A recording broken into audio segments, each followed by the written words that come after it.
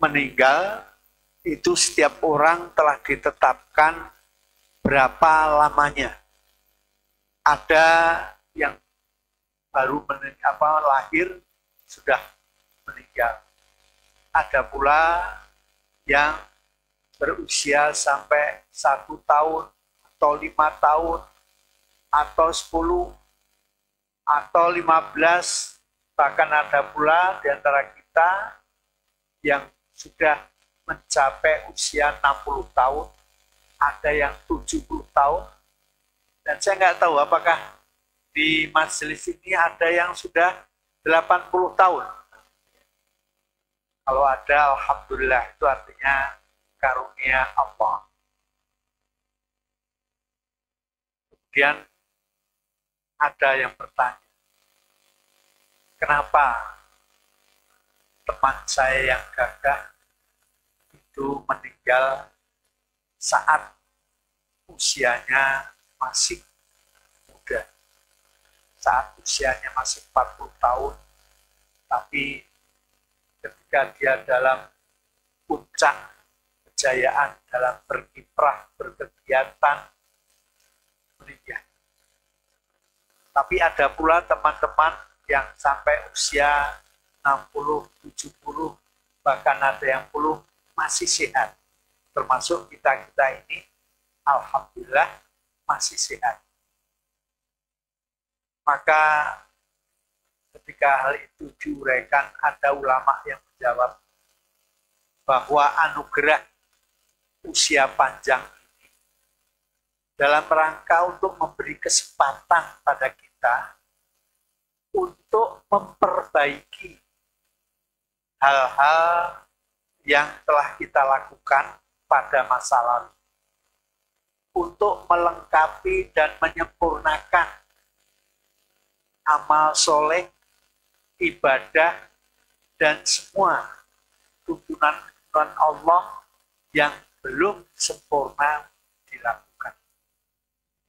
Untuk memberikan kesempatan pada kita semua dalam rangka bertaubat, taubatan nasuha. Kalau bagi yang sudah lanjut usia, ini justru merupakan kesempatan untuk lebih mendekatkan diri pada Allah. Apalagi yang mau dicari. Masa muda sudah berlalu. Kegiatan-kegiatan yang mencapai puncak kejayaannya sudah tinggal sejarah. Sekarang menikmati hari tua, mengisi kehidupan kita di masa senja. Karena itu Allah mengingatkan wal asr, demi waktu senja, waktu asar itu waktu senja. Innal insana lafi khusr, sesungguhnya semua manusia dalam kerugian. Karena apa? Karena tidak mengingat bahwa waktunya itu termasuk sudah senja. Sudah senja di sini bukan berarti sudah lanjut usia. Kenapa demikian? Karena setiap orang telah ditetapkan usianya dan belum tentu semua orang akan mencapai usia lanjut. Ada kalanya yang baru berusia 30 tahun pun sudah waktu senjanya. Senja artinya waktu yang sebentar lagi matahari akan tenggelam. Kalau untuk manusia, waktu yang sebentar lagi seseorang akan dipanggil Allah. Dan ini tidak harus dalam usia lanjut. Seperti tadi dikatakan, ada yang baru usia 20, tapi kontraknya sudah habis, dipanggillah dia oleh Allah. Artinya ketika 20 itu sudah waktu senja. Sehingga ayat tadi mengingatkan kita bahwa saat ini masing-masing individu berada dalam waktu senjanya. Dan Allah menekankan kalau itu tidak diperhatikan, maka setiap orang akan berada dalam keadaan merugi.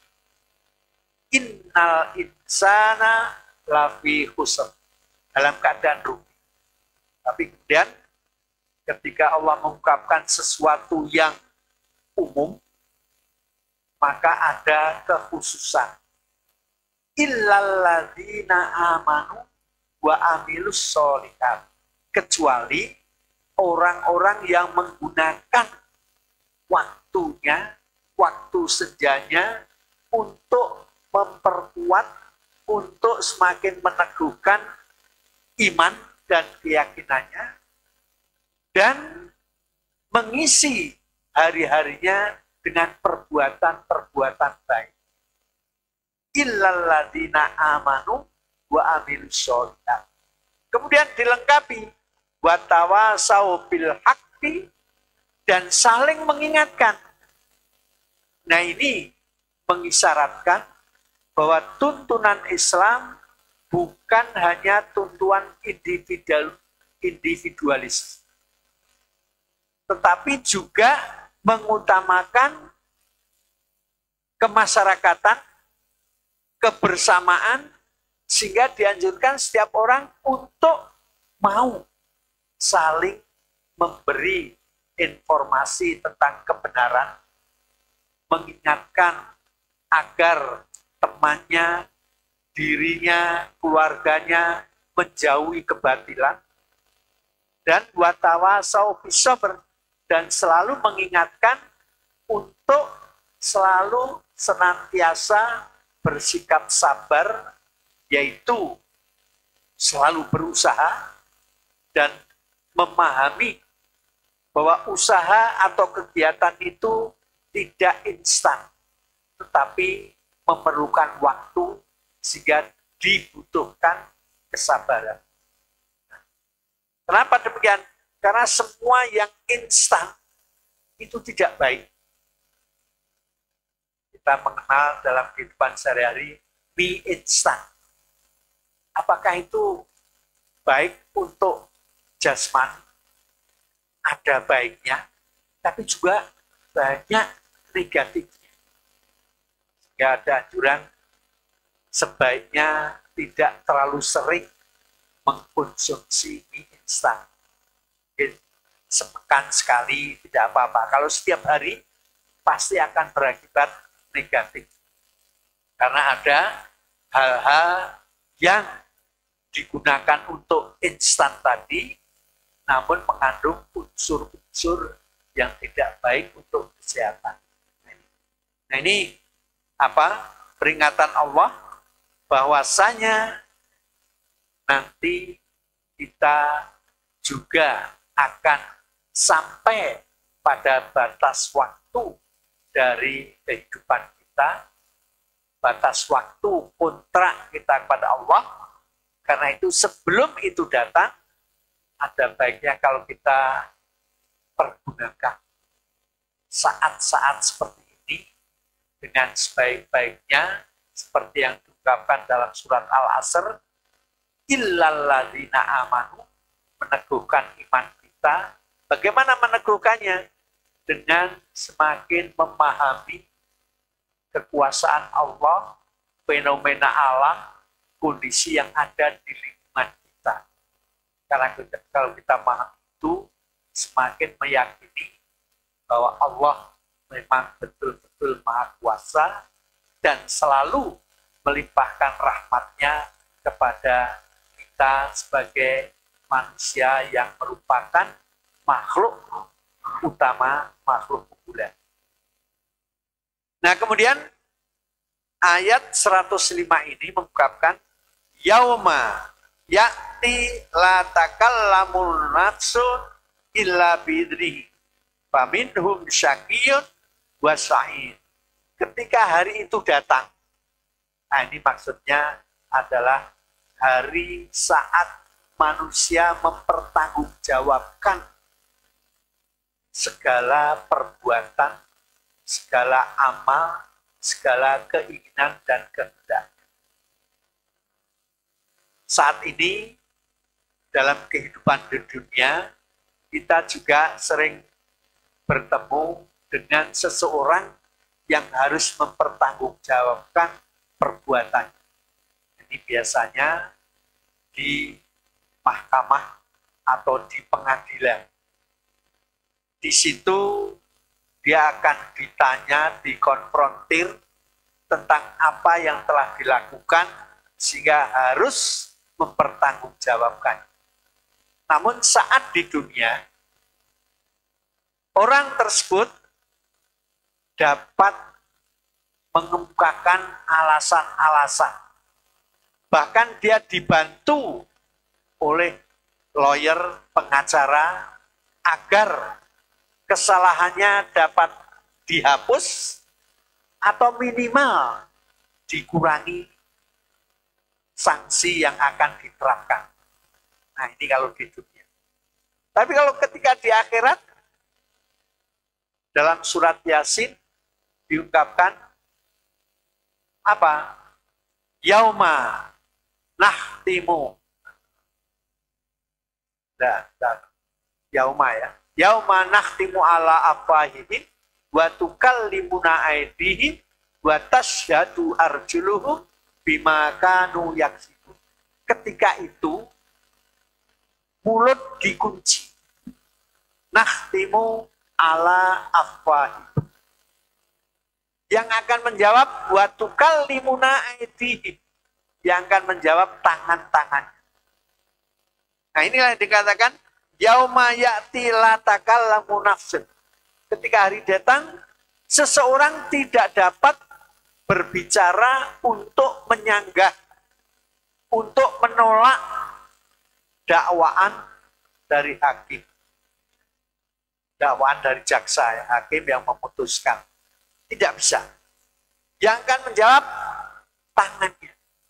Yang akan menjadi saksi kakinya. Sehingga itu apa? Keinginan untuk menolak, keinginan untuk berdusta tidak ada sama sekali. Satu ayat ini kemudian difahami, digubah oleh Taufik Ismail menjadi lagu yang indah sekali yang dinyanyikan oleh Krisya. Akan datang hari mulut dikunci, tiada kata lagi.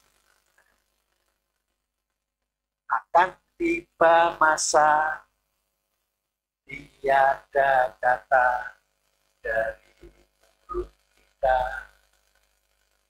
bersaksi tangan kita apa yang dilakukannya. Ini satu ayat jadi satu lagu, luar biasa ya. Nah, ini yang terjadi. Yauma la ya'ti la takallamun nafsun. Ketika hari itu datang, tidak akan yang ada yang dapat berbicara, dan ternyata semua orang pasrah, tidak mampu melakukan apa-apa lagi. Ketika itu mereka tidak bisa membantah karena masing-masing telah diberi catatan dari semua perbuatan. Masing-masing akan membuka dan tahu apa yang dilakukan. Ini yang diungkapkan, wa may ya'mal misqala dzarratin khairan yarah. Siapapun yang berbuat baik walaupun sedikit akan terlihat dalam catatannya. Catatan yang diberikan. Artinya kita masing-masing akan mendapat catatan-catatan dan tidak bisa menolak. Sehingga di sini dikatakan, maka ketika melihat catatan itu, sebagian orang syakiyun akan berada dalam kesedihan. Kenapa demikian?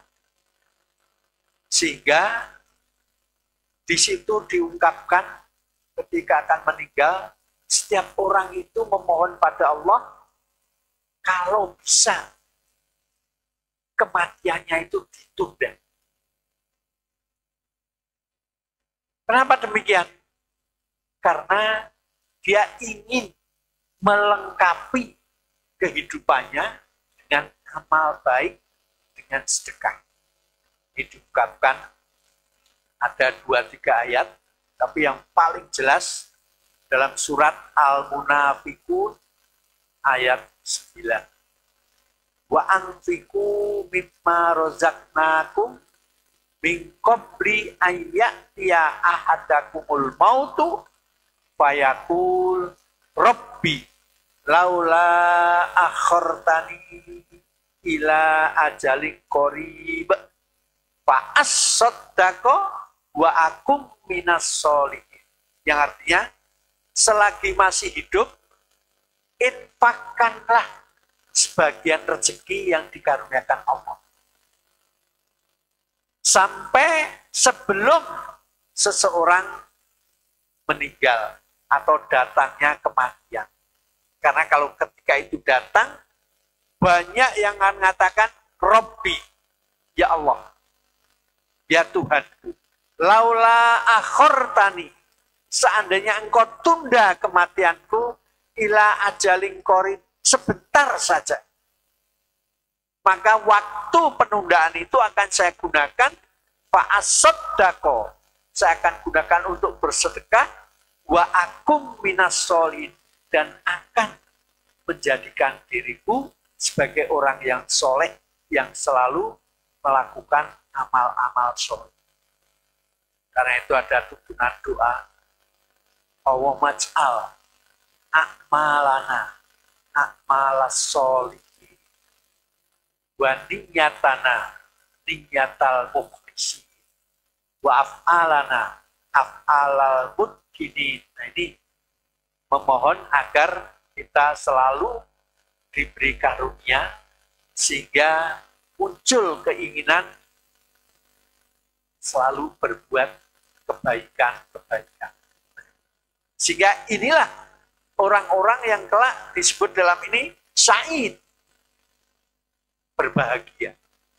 Ketika melihat buku catatannya, ternyata sebagian besar amal soleh. Nah, ini untuk diingatkan, tidak ada satu orang pun ketika membuka buku catatannya semua baik, nggak ada. Kenapa nggak ada? Karena setiap orang pasti pernah melakukan kesalahan. Sehingga Rasulullah mengatakan, kullu bani Adam khotta'un. Setiap manusia keturunan Nabi Adam pasti pernah berbuat salah. Kita termasuk saya, Bapak, Ibu, saya yakin pernah melakukan kesalahan. Bahkan mungkin kalau kita memeramkan mata, mengenang masa lalu yang dihitung sejak usia 15 tahun atau usia balik sampai ini, berapa banyak kesalahan yang telah kita lakukan. Di situ tercatat. Sehingga nanti ketika kita diberi catatannya, ketika umur sekian, pada hari ini, jam ini, tanggal ini, melakukan ada semuanya. Tapi kalau kebaikan, ada pula. Maka Allah mengatakan, fa'amma man sakulat mawazin. Siapapun yang kebaikannya banyak, sehingga ketika ditembang menjadi berat, maka dia akan dibalas dengan kebaikan, yaitu apa? Fi aisyatir radiyah, akan dibalas dengan kehidupan yang menyenangkan, yang menenteramkan, yang membahagiakan. Isyatur radiyah. Radiyah itu artinya senang, diridhoi. Kehidupan yang diridhoi adalah kehidupan yang menyenangkan. Bapak-bapak memiliki kehidupan saat ini. Ada skalanya mengalami kebahagiaan, tapi ada kalanya pula mengalami kesedihan atau kesusahan. Kalau ditanya, milih yang mana? Pasti ingin mengalami kehidupan yang menyenangkan, yang menenangkan, yang memberikan kenyamanan dalam jiwa. Nah, ini kehidupan yang menyenangkan. Kapan itu? Bila apa yang kita temukan sesuai dengan keinginan. Wah, nanti mau makan enak, nah, ternyata ada duitnya, bisa membeli, maka ketika menghadapi alhamdulillah bisa makan enak. Padahal di tempat lain ada orang ingin makan saja, tidak ada hal yang akan dikonsumsi sehingga dia harus menahan lapar. Dengan demikian, apa? Sesuatu yang menyenangkan. Tapi ayat selanjutnya, wa amma man khaffat mawazinuhu fa ummuhu hawiyah. Sebaliknya, orang yang timbangan kebaikannya, perilaku solehnya hanya sedikit, karena sedikit ketika ditimbang menjadi ringan, maka dia akan dibalas dengan kehidupan yang membuatnya menderita. Pilih mana kita? Yang membahagiakan atau yang memberikan penderitaan? Tentu semua akan memilih yang membahagiakan. Sekarang waktunya kita memilih. Tapi tentu ada syarat.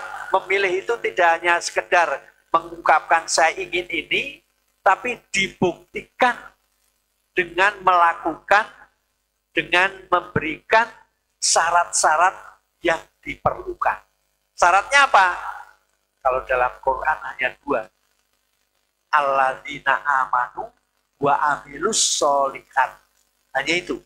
Alladzina amanu, beriman dan diwujudkan dengan melakukan segala tuntunan Allah, menjauhi larangannya. Kemudian wa amilus sholihat, dibuktikan dengan selalu melakukan perbuatan baik terhadap sesama. Sehingga kalau ada orang tekun sholatnya, rajin puasanya, tapi dengan tetangga konflik, cekcok terus, ini baru 1. Alladzina amanu, baru 50%. Tapi amil sholihatnya tidak. Dan sini maka dua-duanya harus lengkap. Nah itu ya. Jadi kelak begitu di hari yang setiap orang harus mempertanggungjawabkan perbuatannya, sebelum sampai pada penghakiman, masing-masing sudah tahu saya termasuk syakiyun atau sa'idun, yang berbahagia atau yang akan menderita. Nah, ini belum penetapan, tapi sudah lihat. Sebagaimana pejabat-pejabat ketika tertangkap, maka dia sudah dalam syakiyun, menderita. Karena itu seringkali kita dengar tokoh ini, pejabat ini akan diadili karena kasus. Tapi pengadilan tertunda karena yang bersangkutan sakit. Itu dulunya dianggap, wah ini pura-pura menghindari. Tapi ternyata sakit betul dia. Sakit apa? Dalam ilmu jiwa dikatakan psikosomatik. Artinya apa? Tekanan batin, penderitaan rohani, menyebabkan munculnya penyakit-penyakit jasmani. Jadi ketika Anda tertuduh, tertangkap, langsung besoknya sakit. Sakit mah lah, sakit darah tinggi lah. Saya pernah cerita, ada dulu Bupati Kutai Kartanegara. Kutai ini kabupaten yang memiliki PAD paling tinggi di Indonesia. Sehingga bupatinya pun ditetapkan sebagai ketua seluruh asosiasi bupati dan wali kota. Baik, kemudian ketika itu tertangkap KPK karena menyelewengkan dana untuk membuat lapangan terbang di Kutai. Proses ketika diproses sudah sakit-sakitan terus. Belum selesai prosesnya sudah koma. Nah, padahal tadinya orangnya sehat. Ketika koma, dirawat, memerlukan dana yang banyak. Nah, ini tanggungan negara. Akhirnya gimana ini tanggung? Akhirnya udahlah diberi pengampunan. Berhasil. Begitu diberi pengampunan, diinformasikan pada keluarga, keluarga menyampaikan pada yang bersangkutan, langsung besoknya bangun, sehat kembali. Nah ini pengaruh kejiwaan. Begitu dia mendapatkan tubuhan ini dan tidak bisa dibantah, hatinya menderita. Kemarin saya orang terhormat, sekarang dihinakan. Kemarin di kabupaten saya orang nomor 1, sekarang tempatnya di penjara. Wah, ini belum lagi anak istrinya dicemooh oleh orang-orang lain. Apa derita? Tapi begitu sudah diampuni, dibebaskan dari kesalahan, sehat lagi. Nah ini, disinilah syakiyun wa sa'id itu sering kita alami saat dalam kehidupan dunia. Nanti di akhirat juga akan merasakan hal ini. Ketika di dunia masih banyak yang menghibur kita. Ada keluarga menghibur, ada anak istri menghibur, ada handai taulan kerabat menghibur. Tapi nanti kalau di akhirat tidak ada satu lagi. Satu pun tidak ada. Maka itu Rasulullah mengatakan, atau ini mungkin dari seorang ulama, lil insani salah satu anasib. Setiap manusia mempunyai 3 hal yang melekat pada diri.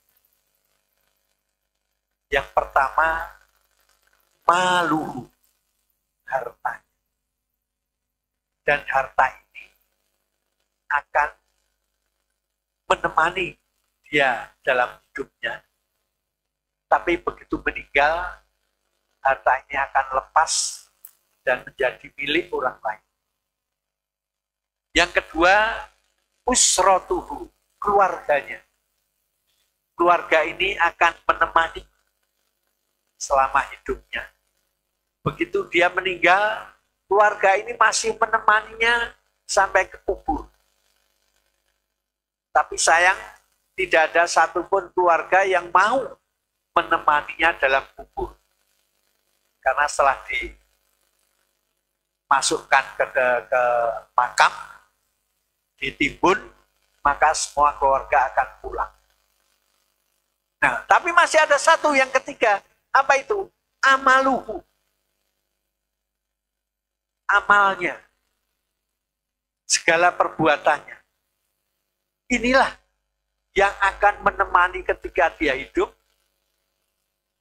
Siapapun yang berbuat kebaikan, maka kebaikan itu selalu menemani dan akan menimbulkan keseganan, kecintaan, penghargaan orang lain terhadap diri. Nah, amal baik ini akan menemani terus. Ketika orang itu dikubur, amalnya juga menemani dikubur, bahkan amal ini pula yang akan membelanya, yang akan menolongnya dari segala siksa atau hal-hal yang tidak baik. Amal. Kalau dalam Rasulullah mengatakan lil insani salah satu 3, tapi ini beda. Apa itu? Ruhuhu wa jasaduhu wa amalu. Kalau Rasulullah mengatakan 3, manusia itu memiliki 3 hal yang penting. Rohnya, dan jasadnya, dan amal. Wa amaruh sayaudu ilallah. Rohnya Kalau sudah meninggal, roh ini akan kembali kepada Allah. Yang saat ini ditempatkan di alam barzakh. Wa amma jasaduhu wa yaudu lidudah. Jangan jasadnya akan menjadi milik rayap, akan menjadi milik hewan-hewan yang akan memakan jasad. Sehingga yang tersisanya tulang belulang. Kalau kita akan dikubur, itu sebagian besar tinggal tulang belulang. Namun ada yang istimewa. Kayak Syekh Nawawi Al-Bantan. Dia belajar di Mekah. Sekian tahun kemudian kembali ke Banten berdakwah. Tapi ketika berdakwah diikuti intel Belanda. Akhirnya nggak tahan, kembali lagi ke Mekah. Beliau ngajar di sana, hafid, hafal Quran, mengajar pada siapapun yang di Mekah, menulis banyak karya-karyanya, meninggal. Dikuburkan di Mekah. Ketika suatu saat di Mekah itu kalau kuburan sudah setahun atau berapa digali untuk dimasukkan jasad lain. Tapi yang dikubur sudah tinggal tulang belulang. Makamnya Syekh Nawawi dikubur, digali, masih utuh. Manusianya masih utuh, kain kafannya tidak berubah. Nah, ini sehingga orang-orang Arab heran dan tidak mau mengganggu makam. Nah, kalau di Indonesia kadang-kadang ada pula cerita begini. Tapi itu Syekh Nawawi Al-Bantan ini terjadi di tanah suci sana. Jadi, kemudian rohnya kembali pada Allah, jasadnya akan menjadi makanan rayap, kemudian amalnya kembali untuk dirinya sendiri dan akan menolong, membantu, mempertahankan eksistensinya pada saat hari pembalasan. Jadi, yang akan jadi amal kita, yang akan membantu kita, yang akan menolong kita adalah perbuatan-perbuatan baik.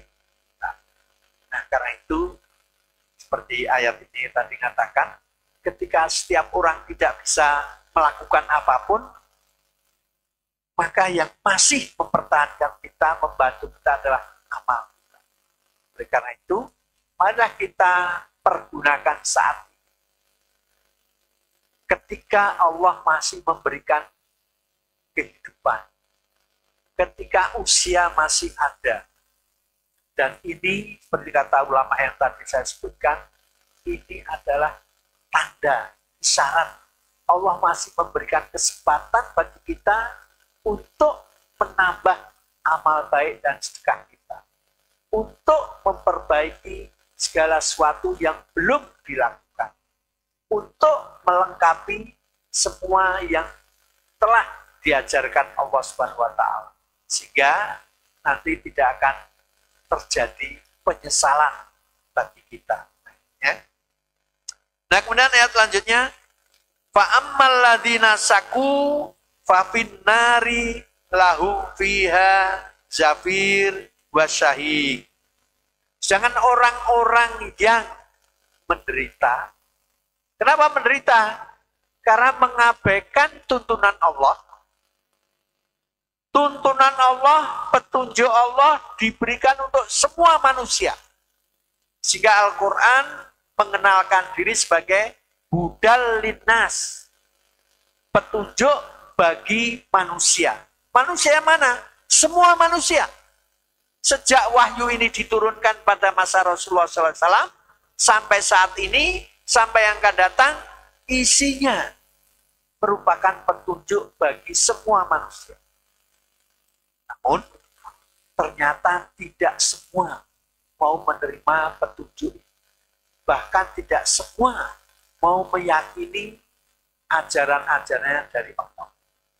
Bahkan sebagian ada yang menginjak-injak Quran. Di Swedia ini ya, baru-baru ada yang dibakar, ada yang diinjak-injak, mengisyaratkan ketidaksenangan mereka terhadap Islam dan umat Islam serta Al-Quran. Padahal sejahat-jahatnya umat Islam tidak ada itu yang membakar Bible, itu nggak ada. Tidak ada yang bakar kitab Weda, nggak ada. Tapi kenapa yang lain justru untuk menunjukkan kebenciannya membakar Al-Quran? Pernah terjadi di suatu kampus ketika saat perkuliahan. Seorang dosen dan tanya pada mahasiswa, ini apa ini? Al-Quran. Al-Quran itu apa? Kitab suci wahyu dari Allah. Coba saya banting, wah nggak apa-apa ini. Mana? Katanya Al-Quran itu bisa membuat orang menerima hal-hal yang tidak baik. Kalau saya injak pun nggak ada apa-apa. Mahasiswa nggak ada yang berani jawab. Tiba-tiba ada seorang mahasiswa datang, Pak, ini buku Bapak ya? Oh iya, itu saya tulis waktu saya melakukan penelitian. Kemudian dibanting, dijek-jek, marahlah. Kamu ini tidak menghormati saya, tidak saya. Nah, sekarang malah, Pak, kenapa marah-marah? Toh ini hanya kertas, tulisan, berita Al-Quran juga hanya tulisan. Kenapa Bapak marah? Karena itu karya saya. Karena itu hasil penelitian saya. Kamu menghina saya. Kalau Bapak menginjak-injak Al-Quran, menghinakan, Bapak menghina enggak? Dia diam. Ternyata apa yang dia ungkapkan, dia sendiri melakukan. Ketika seseorang melakukan pelecehan, penghinaan pada karya orang lain, pada milik orang lain, sesungguhnya dia telah melakukan penghinaan pada orang itu sendiri. Ketika dosen tadi dikatakan karyanya dibanting, diinjak-injak, dia marah, harga dirinya terhina, karena ini karyanya. Nah sebaliknya ketika dia menghinakan Al-Quran, dia tidak merasa. Menurut umat Islam, ini adalah wahyu Allah. Ketika Bapak membanting, membakar, itu artinya menghina pada Allah. Baru terasa, dia diam. Ternyata apa yang dilakukannya itu tidak dapat dibenarkan. Nah, disitulah ketika seorang seperti ini, maka dikatakan, inilah mereka yang dirinya, rohnya, jiwanya mendapatkan tantangan karena melakukan sesuatu yang tidak seharusnya. Nah ini bisa terjadi pada kita. Kalau kita melakukan sesuatu pada tetangga, pada orang lain, dengan perilaku yang tidak benar, pasti akan mendapat respon yang tidak benar juga. Tadi Imam mengungkapkan dalam surat Al-Isra ayat 7, in ahsantum li anfusikum wa in asa'tum falaha. Apa artinya? In ahsantum, kalau kamu berbuat baik, yakinlah kebaikan itu akan kembali pada diri. Di ayat lanjutnya, wa in asa'tum, tapi kalau kamu berbuat buruk, percayalah, keburukan itu juga akan kembali pada diri. Nah ini sudah dalam hukum Al-Quran. Kalau agama lain ada yang katakan hukum karma. Nah, hukum karma itu berbeda. Hukum karma itu adalah hukum yang akan terjadi nanti setelah meninggal. Karena dalam agama lain ada keyakinan inkarnasi. Saya misalnya selalu berbuat buruk pada kehidupan saya. Setelah saya meninggal, roh saya akan masuk ke jasad orang lain, inkarnasi. Hidup lagi dalam jasad orang lain. Dan ketika itu, orang ini akan mengalami penderitaan akibat perilaku saya pada kehidupan sebelumnya. Nah, ini hukum karma. Kalau dalam Islam tidak ada hukum karma karena tidak ada ajaran inkarnasi dalam Islam. Roh saya setelah mati nanti roh itu akan masuk ke janin yang baru sehingga dilahirkan menjadi manusia lain, tapi rohnya roh saya. Dalam Islam nggak ada. Kalau dalam agama lain ada. Nah, ini namanya ajaran inkarnasi. Nah, dalam Islam siapa yang berbuat akan mendapat balasan sesuai dengan perbuatannya. Tapi Allah memberikan janji, man jaa bil hasanati falahu asyru amsaliyah. Siapapun yang melakukan kebaikan satu kali, maka balasan kebaikannya 10 kali lipat. Wa man jaa bisayyiati, tapi kalau melakukan keburukan satu, balasannya fala yujza illa mislah, hanya dibalas keburukan satu kali. Nah, ayat ini merupakan sugesti, dorongan agar umat Islam selalu melakukan kebaikan, sehingga nanti seperti dalam ayat 106 ini tidak dikatakan sebagai orang yang sakiyun, mengalami penderitaan. Fa'ammal ladina syakau, siapapun yang selalu akan menderita, fa'bin nari, mereka akan dimasukkan ke dalam neraka. Sakau, sakau itu bahasa Al-Quran artinya penderitaan atau sengsara. Kalau dalam bahasa kita, orang yang sedang sakau, nah ini sebenarnya dia sengsara juga dia. Karena dia kemudian kecanduan, kalau nggak dapat sabu-sabunya, badannya menggigil, nggak dapat narkoba, gemetaran, nah itu katanya dia.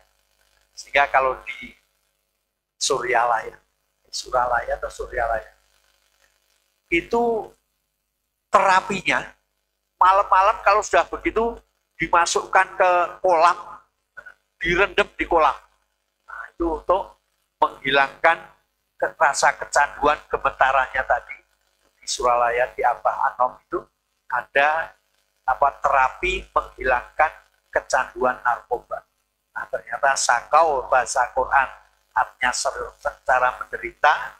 Dalam bahasa kita sakau juga orang menderita karena narkoba. Ya. Khalidina fiha mada mati samawati wal ard illa ma syaa rabbuk. Nah, mereka dalam neraka itu akan khalidina fiha, kekal selama-lamanya. Ketika saya kecil belajar bahwa yang kekal itu hanya Allah. Ya. Tapi dalam Quran saya banyak mendapatkan ayat bahwa manusia yang masuk neraka atau masuk surga itu juga kekal. Diungkapkan dengan kata-kata khalidina fiha. Bahkan kalau dalam ayat lain ditambah lagi khalidina fiha abada. Abada itu kemudian menjadi bahasa Indonesia abadi. Abadi itu selama-lamanya tidak berubah. Nah, ayat ini kemudian dinyatakan setiap orang yang berbuat buruk, tidak bertaubat, akan dimasukkan ke neraka khalidina fiha selama-lamanya. Tapi ada kemudian ungkapan illa ma syaa rabbuk. Nah, di sini kemudian saya baru paham. Kalau Allah kekal itu karena zatnya sendiri.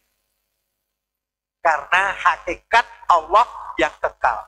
Tapi ketika manusia kekal, tidak akan mati, ada ungkapannya illa ma syaa rabbuk, kecuali Allah menghendaki lain. Jadi kekalnya manusia karena kehendak Allah. Kalau Allah karena dirinya, kalau manusia sebenarnya nggak kekal. Namun karena Allah menghendaki kekekalan, maka semua manusia akan kekal, baik ketika nanti di neraka maupun di surga. Nah, ini Ini yang menarik bagi saya, ada kata-kata khalidina fiha mada mati samawati wal ard. Orang itu kekal di neraka selama langit dan bumi masih ada. Ini ayat ini ya. Saya berpikir, kenapa neraka, surga dikaitkan dengan bumi dan langit? Bumi mana? Jelas bumi yang kita tempati. Langit mana? Langit yang kita lihat. Jadi selama itu masih ada, orang itu masih ada. Nerakanya masih ada. Berarti kalau buminya tidak ada, nerakanya pun tidak ada. Orangnya pun tidak ada. Nah, ini terjawab dalam surat apa ya? Al-A'raf ayat 25. Surat Al-A'raf itu mengatakan fiha tahyauna. Di bumi ini manusia hidup. Wa fiha tamutuna. Dan di bumi ini pula manusia meninggal. Jadi nggak ada manusia meninggal di luar bumi, tidak ada. Oh, di mana dia? Di planet? Nggak ada. Semua manusia meninggal di bumi. Baik itu di darat, maupun di laut, ataupun di udara. Jadi bumi itu harus dipahami terdiri dari darat, laut, udara. Jadi orang meninggal ketika berlayar, dicemplungkan ke laut, itu termasuk bagian dari. Nah, tadi ayatnya, fiha tahyauna. Di bumi ini kalian hidup. Wa fiha tamutuna. Dan di bumi ini pula kita akan meninggal. Dan potongan ketiga, wa minha tukhraj. Dan dari bumi ini pula kalian dibangkitkan. Padahal kebangkitan itu terjadi di alam akhirat. Kebangkitan itu artinya manusia dihidupkan lagi. Manusia dihidupkan lagi itu sudah alam akhirat. Maka ayat ini dipahami, kalau begitu, alam akhirat itu juga di dunia ini, di bumi ini. Bukan di dunia, di bumi ini. Ayat tadi itu. Ada lagi ayat Toha, ayat 45 atau 50, mengatakan, minha kholaknakum. Dari tanah bumi ini, manusia diciptakan. Wa fiha nu'idukum. Dan ke dalam bumi ini manusia ketika mati akan dikembalikan, dikubur. Jadi ajaran Quran, manusia meninggal itu dikembalikan ke tanah dengan dikubur. Karena itu kalau manusia meninggal dibakar, itu menyalahi tuntunan Al-Quran. Manusia meninggal, kalau Indian itu ditaruh di atas steker, kemudian dimakan burung-burung, menyalahi tuntunan Al-Quran. Tuntunan Al-Quran yang benar, manusia meninggal, dimasukkan lagi ke dalam tanah. Kemudian potongan ketiga, wa minha nukhrijukum tarotan ukhra. Dan dari bumi, dari tanah ini pula, kalian akan dikeluarkan lagi, dibangkitkan. Waktu itu alam akhirat itu sebenarnya di bumi ini pula. Kalau akhirat di bumi ini, surga dan neraka di bumi ini pula. Apalagi ini tadi, neraka itu tetap ada selama langit dan bumi masih ada. Nah, karena itu, Allah mengatakan, la tufsidu fil ardi ba'da islahya. Jangan kamu rusak bumi ini setelah diperbaiki. Kenapa? Karena inilah tempat kita baik dalam kehidupan dunia maupun kehidupan akhirat. Nah, ini ayat ini ya. Baik, sudah lewat jam 6 dan tidak ada tanya jawab.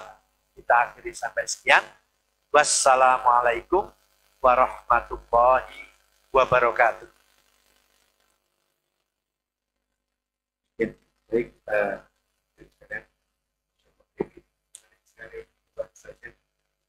terima kasih Pak Prof. sekalian, mari kita kajian kita dengan membaca hamdalah. Alhamdulillah